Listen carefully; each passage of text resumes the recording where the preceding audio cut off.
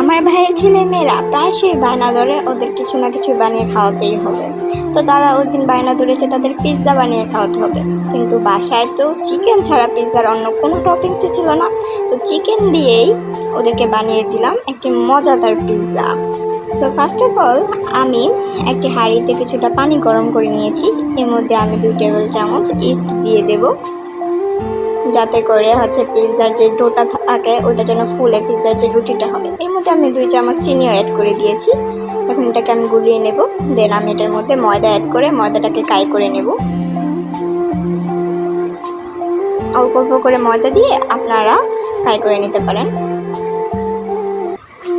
ময়দাটাকে বেশি হার্ড করবেন না আর বেশি সফটও করবেন না, একদম মিডিয়ামে রাখবেন। এই যে আমি ময়দাটা কাই করে এটাকে ঢেকে দিচ্ছি, রেস্টে দিয়ে দিলাম। এখন আমি আমার চিকেনটাকে কেটে নেব। চিকেনটাকে আমি ছোট ছোট পিস করে কেটে নিচ্ছি। এখন এর মধ্যে আমি কিছুটা পরিমাণ লবণ, হলুদ গুঁড়ো, মরিচ গুঁড়ো, আদা রসুন বাটা, ধনিয়া গুঁড়ো অ্যান্ড টমেটো সস অ্যান্ড কিছুটা পরিমাণ লেবুর রস দিয়ে আমি এটাকে মেরিনেট করে রেখে দেব। দেন আমি একটি কড়াইয়ে তেল গরম করে নিয়েছি। এখন আমি চিকেনগুলোকে ভেজে নেব। চিকেনগুলোকে আমি অনেকটা ক্রিস্পি করে ভাজবো আজকে। ক্রিস্পিটা খেতে আমার কাছেও খুবই ভালো লাগে আর ওদের কাছেও খুবই ভালো লাগে। এই দেখুন আমি চিকেনগুলোকে ভেজে নিচ্ছি।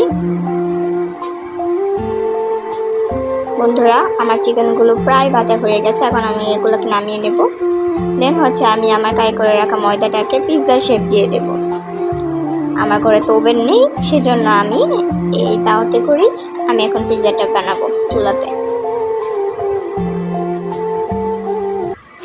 এখন আমি ডোটাকে একটি পিৎজার শেপ দিয়ে দিলাম।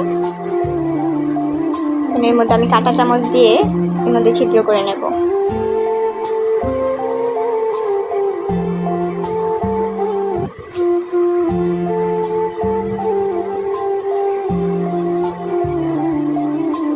দেন এর মধ্যে আমি টমেটো সস দিয়ে পুরো পিৎজাটাকে মাখিয়ে নেব। আমার কাছে তো পিৎজা সস নেই, তাই টমেটো সস দিয়ে কাজ চালাচ্ছি।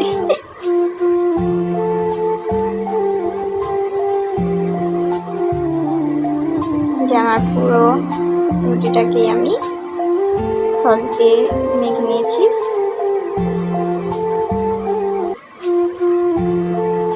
এখন আমি এর মধ্যে কিছুটা পরিমাণ অনিয়ন কেটে নিয়েছিলাম, ওগুলো এখন চারপাশে দিয়ে দেব।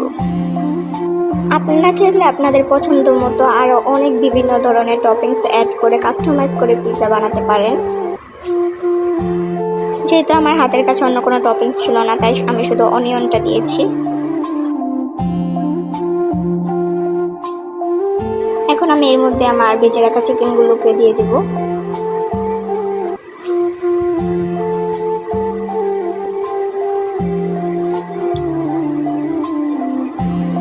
চিকেনগুলো সাজিয়ে দেওয়া শেষ। এখন আমি চিজটাকে গ্রেট করে নিচ্ছি। এখন আমি ওর মধ্যে চিজগুলো দিয়ে দিব।